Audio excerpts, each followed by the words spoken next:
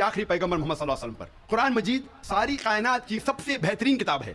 قرآن مجید ساری انسانیت کے لیے ایک پیغام ہے. قرآن مجید اللہ سبحانہ و تعالیٰ کی آخری کتاب ہے جو نازل ہوئی تھی محمد صلی اللہ علیہ وسلم پر. اگر کوئی کتاب کہتی ہے کہ وہ خدا کی طرف سے ہے تو اس کتاب پر فرض ہو جاتا ہے کہ وہ اپنے آپ کو ثابت کرے. ہر دور میں اس کتاب کو ثابت کرنا ہوگا کہ وہ خدا کی طرف سے ہے. سینکڑوں سال پہلے وقت تھا, دور تھا معجزات کا, ایج آف میریکلز. الحمدللہ قرآن مجید is a miracle of miracles. قرآن مجید معجزوں کا معجزہ ہے. اس کے بعد آیا دور ادب کا, لٹریچر, پوئٹری. الحمدللہ مسلمان اور غیر مسلمان عربی داں یہ کہتے ہیں کہ عربی میں سب سے بہترین کتاب اللہ سبحانہ و تعالیٰ چنوتی دیتے ہیں قرآن مجید میں. اللہ سبحانہ و تعالیٰ چیلنج کرتے ہیں سورہ بقرہ میں, سورہ نمبر 2 آیت نمبر 23 اور 24 میں اللہ سبحانہ کہتے ہیں وَإِن كُنتُمْ فِي رَيْبٍ مِّمَّا نَزَّلْنَا عَلَىٰ عَبْدِنَا. اور اگر آپ کو شک ہے کہ ہم نے یہ کتاب نازل کی ہمارے بندے پر, اگر آپ کو شک ہے فَأْتُوا بِسُورَةٍ مِّن مِّثْلِهِ, تو آپ ایک سورہ قرآن مجید جیسی پیش کیجئے. مِن مِّثْلِهِ, ہو بہو نہیں, قرآن مجید جیسی ایک سورہ آپ پیش کیجئے. وَادْعُوا شُهَدَاءَكُم مِّن دُونِ اللَّهِ إِن كُنتُمْ صَادِقِينَ, اور بلاؤ اپنے مددگار کو اور اپنے گواہ کو اللہ کے علاوہ اگر آپ سچے ہیں. فَإِن لَّمْ تَفْعَلُوا, اور اگر آپ نہیں پیش کر سکتے, وَلَن تَفْعَلُوا, اور آپ ہرگز پیش نہیں کر سکتے, فَاتَّقُوا النَّارَ الَّتِي وَقُودُهَا النَّاسُ وَالْحِجَارَةُ أُعِدَّتْ لِلْكَافِرِينَ. تو ڈرو اس آگ سے جس کا ایندھن انسان اور پتھر ہے, جو انکار کرنے والوں کے لیے تیار کیا ہے. اللہ سبحانہ و تعالیٰ ان 2 آیتوں میں چنوتی دیتے ہیں انسانوں کو, چیلنج کرتے ہیں. یہ اس وقت دور تھا عربی ادب کا. اس وقت عربوں کو ناز تھا اپنی عربی زبان پر, اور وہ سمجھتے تھے کہ ان سے بہتر دنیا میں کوئی نہیں ہے. اس وقت اللہ سبحانہ و تعالیٰ قرآن مجید نازل کرتے ہیں اور ساری انسانیت کو چنوتی دیتے ہیں, چیلنج کرتے ہیں کہ اگر آپ کو شک ہے کہ یہ کتاب خدا کی طرف سے نہیں ہے تو آپ قرآن مجید جیسی ہو بہو نہیں, ملتی جلتی, ہو بہو تو دور کی بات ہے, ایک سورہ پیش کرو. اور قرآن مجید کی سب سے چھوٹی صورت ہے 3 آیتوں کی, صرف 10 الفاظ. بہت لوگوں نے کوشش کی, ایک انسان نے بھی کامیابی نہیں پائی, اور تا قیامت کوئی بھی قرآن مجید جیسی قریباً ایک سورہ بھی پیش نہیں کر پائیں گا. لیکن آج کا دور ادبی دور نہیں ہے. It's not an age of literature and poetry. اگر کوئی کتاب اپنے آپ کو خدا کی طرف سے کہتی ہے اور ادبی انداز میں کہتی ہے کہ دنیا چپٹی ہے, دنیا سپاٹ ہے, کیا آج کا جدید انسان اس بات کو تسلیم کرے گا؟ بالکل نہیں, کیونکہ آج کا دور ادبی دور نہیں ہے. آج کا دور ہے جدید سائنس کا دور. آج ہم کوشش کریں گے یہ تحقیق کرنے کی قرآن اور جدید سائنس ملتے ہیں یا ٹکراتے ہیں, قرآن اور جدید سائنس ملتے ہیں یا قرآن اور جدید سائنس ٹکراتے ہیں. اس موضوع پہ ہم انشاءاللہ تذکرہ کریں گے. ایک مشہور سائنسداں, فزسسٹ اور نوبل پرائز ونر جس کا نام البرٹ آئنسٹائن تھا, اس نے کہا science without religion is lame and religion without science is blind. Science مذہب کے بنا لنگڑی ہے اور مذہب سائنس کے بنا اندھا ہے. میں آپ کو یاد دلانا چاہتا ہوں کہ قرآن مجید سائنس کی کتاب نہیں ہے, SCIENCE, لیکن ہے سائنس کی کتاب, SIGNS. یہ ہے نشانیوں کی کتاب, آیتوں کی کتاب. اور قرآن مجید میں 6000 سے زیادہ نشانیاں ہیں, 6000 سے زیادہ آیتیں ہیں. ان میں سے 1000 سے زیادہ الحمدللہ سائنس کے بارے میں ذکر کرتی ہے. آج کی اس تقریر میں میں صرف ان سائنٹیفک فیکٹس, سائنس کے حقائق کے بارے میں ذکر کروں گا which have been established, جو سائنسداں ثابت کر چکے ہیں. Scientific hypothesis, scientific theories, scientific نظریہ, ان کے بارے میں ذکر نہیں کروں گا کیونکہ ہم جانتے ہیں کہ many a time scientific hypothesis theories take U-turns. یہ سائنس کے نظریے جو ہیں کئی بار وہ اپنے نظریے سے پلٹ جاتے ہیں. اسی لیے اس تقریر میں صرف میں سائنٹیفک فیکٹس کے بارے میں ذکر کروں گا, سائنس کے حقائق کے بارے میں. سب سے ایک موضوع پہ تخلیق کائنات, مطلب کریشن آف دی یونیورس. اور ان سائنسداں نے کہا کہ ہماری کائنات سب سے پہلے ایک پرائمری نیبولا تھا, بنیادی گولا, ابتدائی گولا. اس کے بعد there was a secondary separation, दूसरी जुदाई, दूसरी अलहदगी, और एक बड़ा धमाका होता है बिग बैंग। उसके बाद वजूद में आया गैलेक्सीज, कहकशाएं, सितारे, सैयारे, चांद, सूरज और ये जमीन जिसमें हम रहते हैं। इसे ये जो साइंसदान ने तकरीबन 40 साल पहले ढूंढा किस तरीके से कायनात वजूद में आई, तख्लीक कायनात, कुरान मजीद में इसका जिक्र 1400 साल पहले है।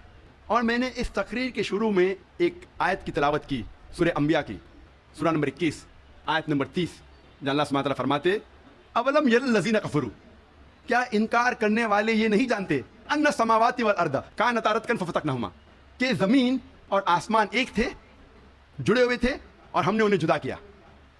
ये जो तख्लीक कायनात, creation of the universe, big bang, बड़ा धमाका जो साइंसदान को 40 साल पहले पता चला, कुरान मजीद में इसका जिक्र है 1400 साल पहले। कुरान मजीद में अल्लाह सुब्हानहू व तआला फरमाते हैं सूरह फुसिलत में, सूरह नंबर 41 आयत नंबर 11 और 12 में, कि अल्लाह सुब्हानहू व तआला ने आसमान की तरफ देख के कहा जब वो धुआं था कि आसमान और जमीन एक साथ आ जाओ, विलिंगली और अनविलिंगली, अपने मर्जी से या अपने मर्जी के बिना। और उनने कहा कि हम अपने मर्जी से एक साथ आ जाते हैं। कुरान मजीद में लिखा है कि आसमान सबसे पहले धुआं था, अरबी लफ्ज़ है दुखान। और आज के साइंसदान ये कहते हैं कि कायनात बनने के पहले ये आसमान धुआं था, इंग्लिश में कहते हैं गैस, लेकिन अरबी में दुखान के मानी है स्मोक। कुछ मुफस्सरीन ने तर्जुमा किया मिस्ट, धुंध, जो मेरे हिसाब से सही तर्जुमा नहीं, क्योंकि धुंध होता है ठंडा और धुआं होता है गर्म। धमाके के बाद हम अक्सर देखते हैं गर्म धुआं, धुंध नहीं देखते। तो कुरान मजीद में लिखा है कि आसमान था धुआं। और आज साइंस ये कहती है कि स्मोक गैस से और बेहतरीन लफ्ज़ है। जो कुरान मजीद में दुखान लिखा है वो गैस से और बेहतरीन है, और scientifically smoke is a better word then gas. आप सोच सकते हैं कुरान मजीद में इसका जिक्र है 1400 साल पहले। इंसान पहले समझते थे कि ये ज़मीन सपाट है, चपटी है। सबसे पहली बार अगर कोई इंसान ने यह साबित किया कि दुनिया बैजवी है, वो ऐसा Francis Drake sun 1577 1577 when he sailed around the earth, जब समुंदर पे सफ़र किए। कुरान मजीद में इसका जिक्र है 1400 साल पहले। कुरान अल्लाह ताला फरमाते हैं सूरह लुक़मान में, सूरह नंबर 31 आयत नंबर 29 में, अलम तरा अन्नल्लाह युलीजु लैला फिन नहारी व युलीजु नहारा फिल लैली। अल्लाह सुब्हानहू व तआला ने रात को धीरे धीरे आहिस्ते आहिस्ते दिन में तब्दील किया और दिन को धीरे धीरे आहिस्ते आहिस्ते रात में तब्दील किया। ये दिन का रात और रात का दिन आहिस्ते आहिस्ते धीरे धीरे तब्दील होना ये सबूत देता है कि दुनिया बैजवी है। अगर दुनिया चपटी और सपाट होती तो दिन फौरन रात में तब्दील होता और रात फौरन दिन में तब्दील होती। अल्लाह ताला फरमाते सूरह अज़ुमर में, सूरह नंबर 39 आयत नंबर 5 में, कि अल्लाह सुब्हानहू व तआला रात को दिन पे लपेटता है और दिन को रात पे लपेटता है। कुरान में अरबी लफ्ज़ है कवारा, जिसके मानी लपेटना। जिस तरीके से एक इंसान फेटा सिर पे लपेटता है, a person coils the turban on the head, उसी तरीके से अल्लाह ताला फरमाते हैं कि रात दिन पे लपेटी जाती है और दिन रात पे लपेटा जाता है। ये दिन का रात और रात का दिन पे लपेटना उसी वक्त पॉसिबल है जब दुनिया बैजवी है। अगर दुनिया चपटी और सपाट होती तो ये मुमकिन ना होता। कुरान मजीद में अल्लाह ताला फरमाते हैं सूरह नाज़ियात में, सूरह नंबर 79 चैप्टर 79 आयत नंबर 30 में, वल अर्द बाद ज़ालिका दहाहा, और उसके बाद अल्लाह सुब्हानहू व तआला ने ज़मीन को फैलाया बिछौना जैसे। दहाहा की एक मानी है फैलाना और दहाहा की दूसरी मानी आता है अरबी लफ्ज़ धुइया से, जिसके मानी है बैज़ा, जिसके मानी है अंडा। और हम जानते हैं कि दुनिया गोल है, बैजवी है, और हम ये भी जानते हैं आज कि दुनिया पूरी तरीके से गोल नहीं है। वो ऊपर और नीचे से, from the poles it is flattened, ऊपर और नीचे से चपटी है, जिसे हम कहते हैं अंग्रेजी में जियोस्फेरिकल इन शेप, अर्जी बैजवी। और ये लफ्ज जो दहाहा है वो आम अंडे के लिए नहीं है, आम बैजे के लिए नहीं, खुसूसन शुतुरमुर्ग के अंडे के लिए, शुतुरमुर्ग के बैजे के लिए। और जब हम देखते हैं शुतुरमुर्ग का बैजा, अंडा इस जियोस्फेरिकल इन शेप, अर्जी बैजवी की शक्ल में है। आप सोच सकते हैं 1400 साल पहले इस किताब में लिखा है कि ये ज़मीन, ये धरती इस जियोस्फेरिकल इन शेप, अर्जी बैजवी शक्ल में है। पहले इंसान ये सोचते थे یہ چاندنی جو ہے، چاند کی روشنی، یہ اس کی خود کی روشنی ہے۔ چند صدی پہلے ہمیں پتا چلا کہ چاند کی روشنی، چاندنی اس کی خود کی روشنی نہیں ہے، یہ سورج کی لی ہوئی روشنی ہے، سورج کی منعکس شدہ ریفلیکٹڈ لائٹ ہے، بوروڈ لائٹ ہے۔ قرآن مجید میں اللہ سبحانہ تعالیٰ فرماتے ہیں سورہ فرقان میں سورہ نمبر 25 آیت نمبر 61 میں، اللہ سبحانہ و تعالیٰ نے آسمان میں برج رکھے، تاروں کے جھنڈ، اور اس میں رکھا سورج جس کے پاس خود کی روشنی ہے، سلگتا ہوا چراغ، اور رکھا چاند جس کی لی ہوئی روشنی ہے۔ قرآن میں سورج عربی میں کہا گیا ہے شمس، اور اس کی روشنی کو کہا گیا ہے سراج، وہاج اور دیا، جس کے معنی ہے سلگتا ہوا چراغ یا مشال یا دیا۔ تینوں کے معنی ہیں کہ سورج کی روشنی خود کی ہے، اور چاند کو کہا گیا ہے قرآن مجید میں قمر، اور چاندنی کو کہا گیا ہے منیر یا نور۔ منیر مینز بوروڈ لائٹ، لی ہوئی روشنی، یا نور میننگ ریفلیکٹڈ لائٹ، منعکس شدہ روشنی، ریفلیکٹڈ لائٹ۔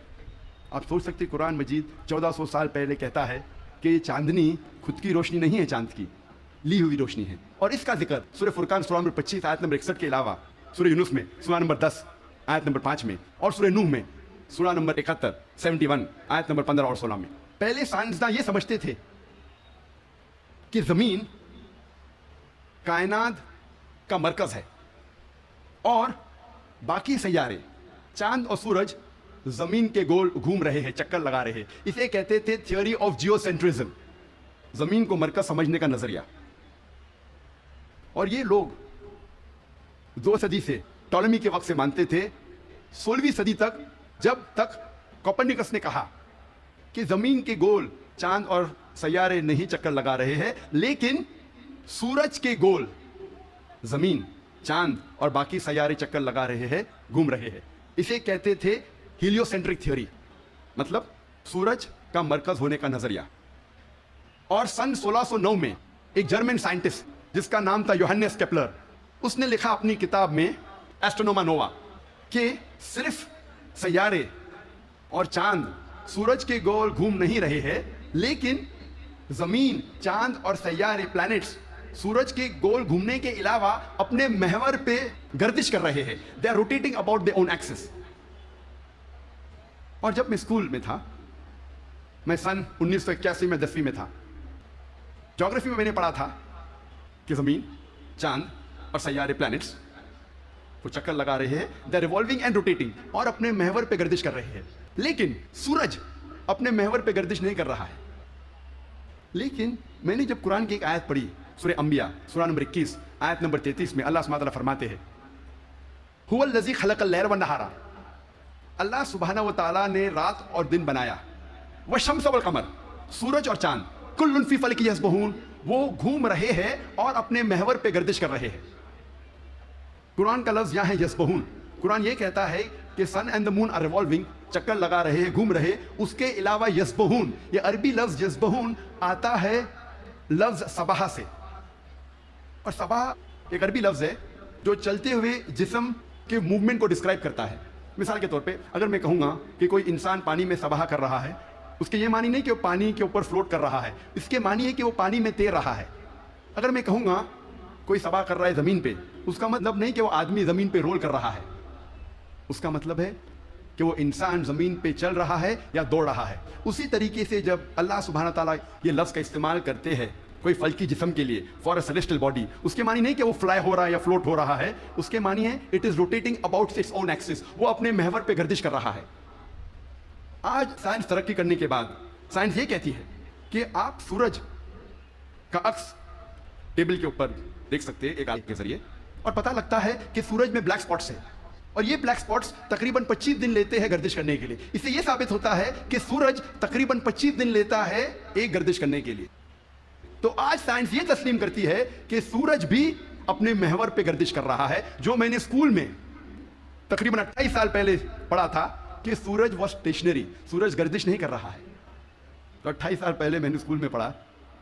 آج سائنس اسے تسلیم کرتی ہے، اور قرآن مجید میں اس کا ذکر ہے 1400 سال پہلے، اور آج اکثر اسکول کے سائنس کی کتاب میں اس کو انکارپوریٹ کیا جا چکا ہے۔ یہ نئی چیز داخل ہو چکی ہے سائنس کی کتابوں میں کہ سورج اپنے محور پہ گردش کر رہا ہے. اللہ تعالیٰ فرماتے ہیں سورہ یاسین میں سورہ نمبر 36 آیت نمبر 40 میں کہ سورج چاند کو نہیں پکڑ سکتا اور دن کو رات نہیں پکڑ سکتی. The sun cannot outstrip the moon, neither can night catch up with the day. کل فی فلک یسبحون. یہ اپنے محور پہ گردش کر رہے ہیں. اس کے معنی کہ چاند اور سورج کے جو ایکسس ہے جو ریولیوشن کا ہے وہ ڈفرینٹ ہے, وہ علیحدہ ہے, اسی لیے وہ آپس میں کبھی نہیں ملیں گے.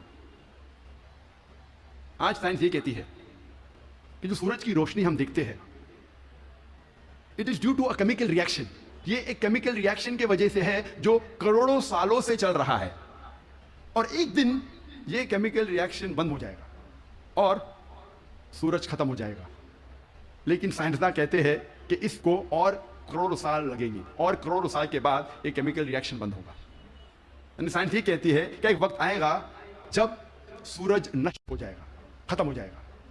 قرآن میں اللہ تعالیٰ فرماتے ہیں سورہ یاسین میں سورہ نمبر 36 آیت نمبر 38 میں وَالشَّمْسُ تَجْرِي لِمُسْتَقَرٍّ لَهَا کہ سورج جا رہا ہے اپنے مستقر کی طرف. سورج جا رہا ہے اپنے ڈیسٹینیشن پہ. سورج ایک مقرر وقت کے لیے ہے. مستقر کے معنی مقرر وقت اور مقرر جگہ, اس کے دو معنی ہوتے ہیں. مستقر کے معنی کہ سورج ایک مقرر وقت کے لیے ہے اور مقرر جگہ کی طرف جا رہا ہے. یہ سائنس آج تسلیم کرتی ہے کہ سورج ایک مقرر وقت کے لیے ہے, اور سائنس یہ بھی مانتی ہے کہ سورج کائنات کے ایک نقطے کی طرف جا رہا ہے جس کا نام ہے سولر اپیکس. ان دا ہرکولینس الفا لائرا 12 میل پر سیکنڈ کی رفتار پہ. قرآن میں لکھا ہے مستقر, مقرر جگہ کی طرف. سائنس کہتی ہے دونوں معنی مستقر کے, مقرر جگہ اور مقرر وقت, دونوں الحمدللہ صحیح ہے. اور اس کا ذکر سورہ یاسین سورہ نمبر 36 آیت نمبر 38 کے علاوہ سورہ رعد میں بھی ہے سورہ نمبر 13 آیت نمبر 2, سورہ فاطر سورہ نمبر 35 آیت نمبر 13, سورہ لقمان سورہ نمبر 31 آیت نمبر 29 اور سورہ الزمر سورہ نمبر 39 آیت نمبر 5 میں. سب جگہ کہا گیا ہے کہ سورج ایک مقرر وقت کے لیے ہے, ایک مقرر جگہ کی طرف جا رہا ہے. آج سائنس یہ کہتی ہے جو آسمان ہمارے زمین کے اوپر ہے جسے ہم کہتے ہیں ایٹماسفیئر, وہ ایک محفوظ چھت کی طرح ہے. اور سائنسداں یہ کہتے ہیں کہ خطرناک rays like ultraviolet rays, X rays, یہ چھت, یہ ایٹماسفیئر ان خطرناک ریز کو زمین پہ آنے سے روکتا ہے, ورنہ زمین پہ جاندار چیز مر جائیں گی, مٹ جائیں گی.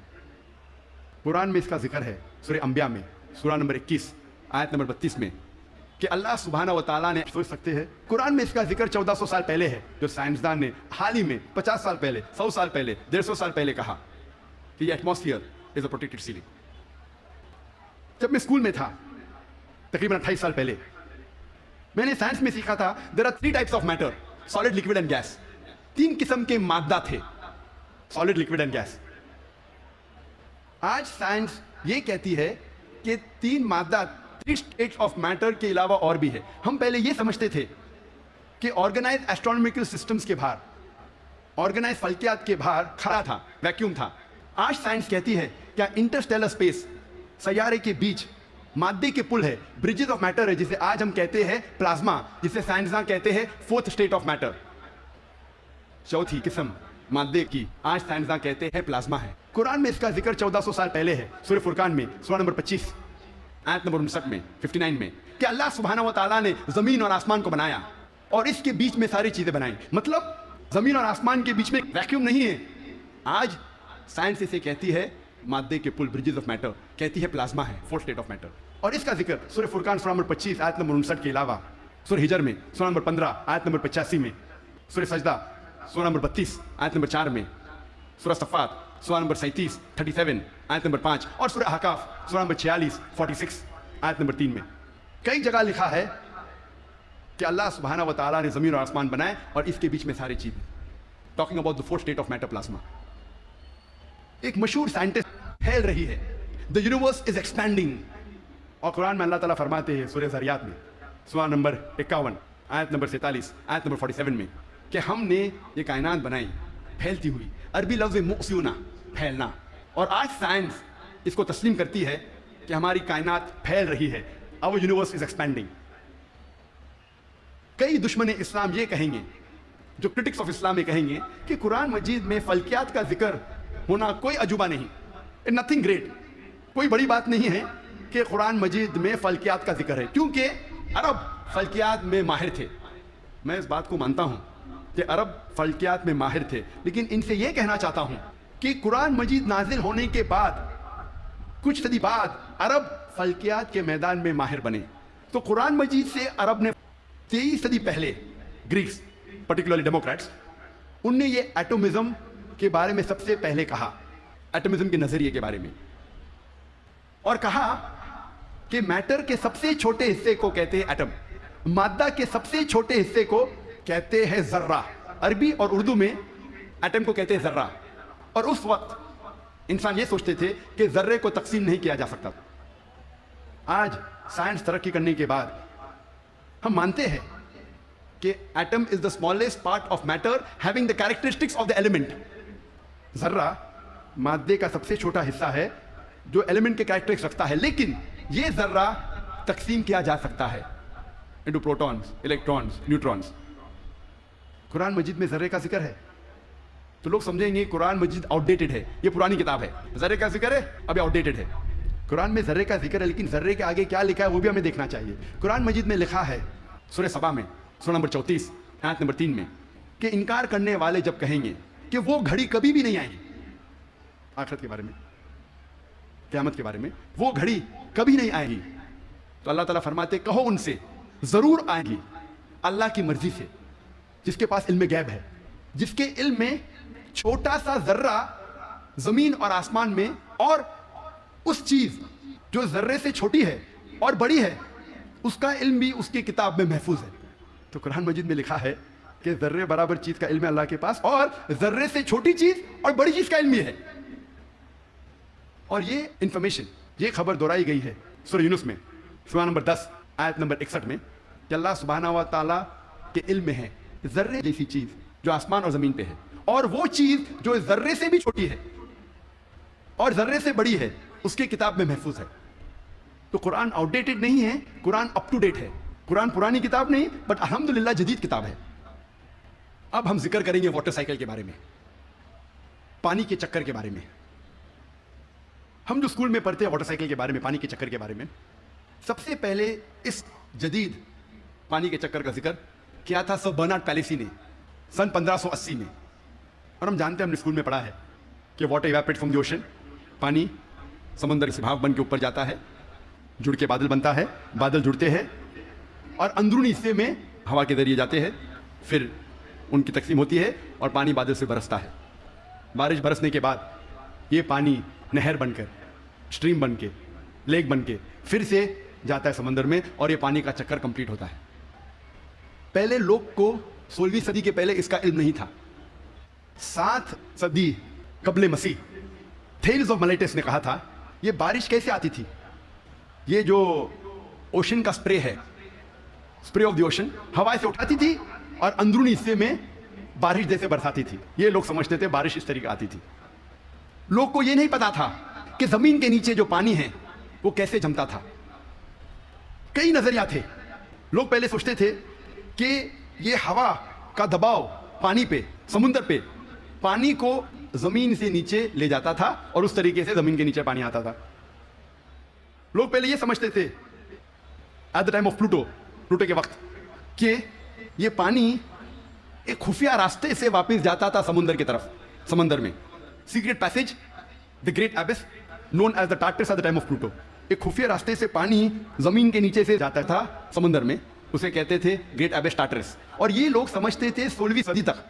18ویں صدی میں ڈیسکارٹس بھی اس بات کو تسلیم کرتا تھا, اور 19ویں صدی میں ایرسٹوٹل کا نظریہ بھی لوگ سمجھتے تھے صحیح ہے کہ viper was picked up and it condensed in mountain caverns which gave rise to underground lakes which was the source of water for the springs.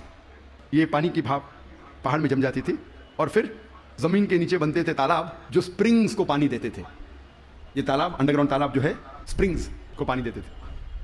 آج ہم جانتے ہیں یہ جو زمین کے نیچے پانی ہے یہ اصل میں جب بارش کا پانی گرتا ہے زمین پہ جو کریکس ہوتے ہیں اور فوسس کے ذریعے, کریکس کے ذریعے یہ پانی نیچے جاتا ہے. قرآن مجید میں اس کا ذکر ہے سورہ الزمر میں سورہ نمبر 39 آیت نمبر 21 میں. اللہ سبحانہ و تعالیٰ آسمان سے پانی برساتا ہے اور زمین میں جس میں کریکس ہے اس کے ذریعے زمین میں پانی دیتا ہے, اور جو بوئی ہوئی زمین ہے وہ رنگ برنگی ہو جاتی ہے.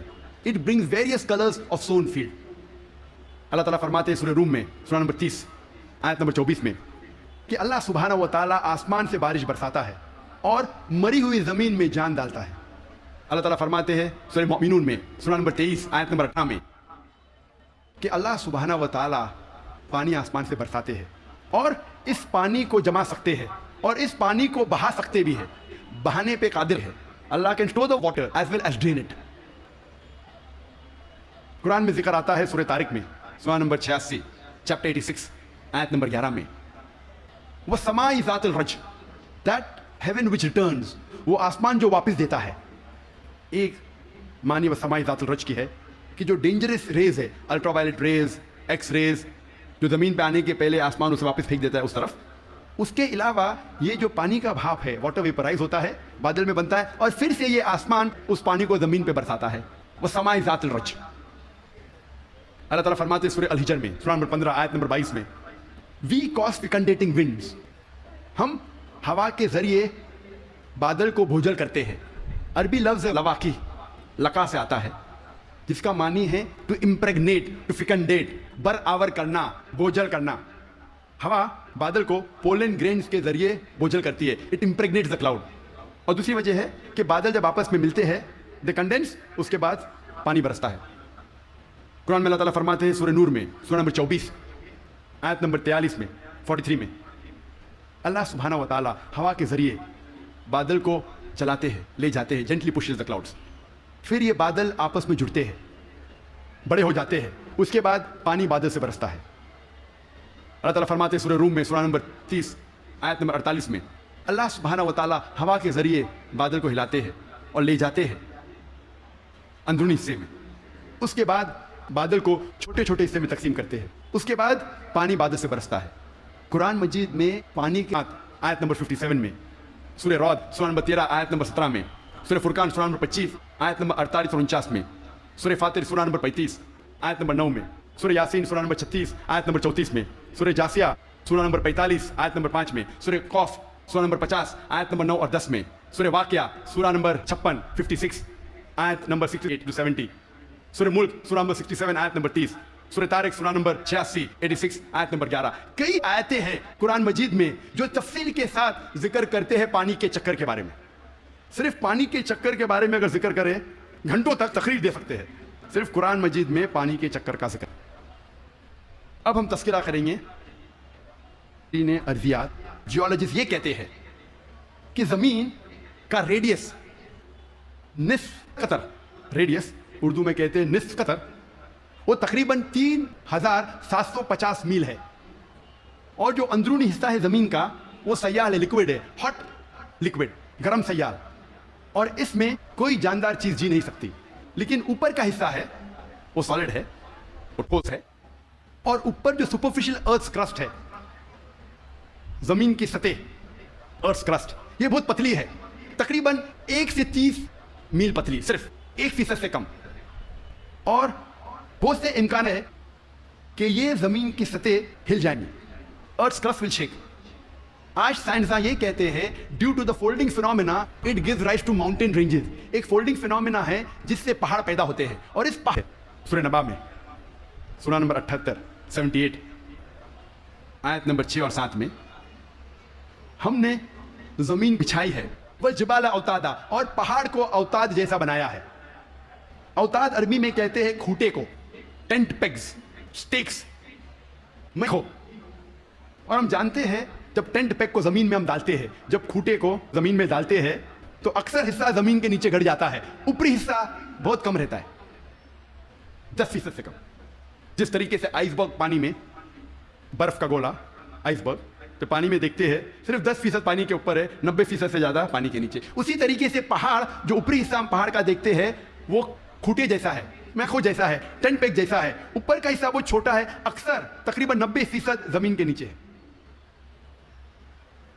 اور اس کی وجہ ہے کہ زمین کو استحکام, اسٹیبلٹی دیتا ہے. قرآن مجید میں اللہ تعالیٰ فرماتے ہیں سورہ نازیات میں سورہ 79 آیت نمبر 32 میں, اور سورہ غاشیہ سورہ نمبر 88 آیت نمبر 19 میں ہم نے پہاڑ کو زمین سے مضبوطی سے بنایا ہے. We have placed on the earth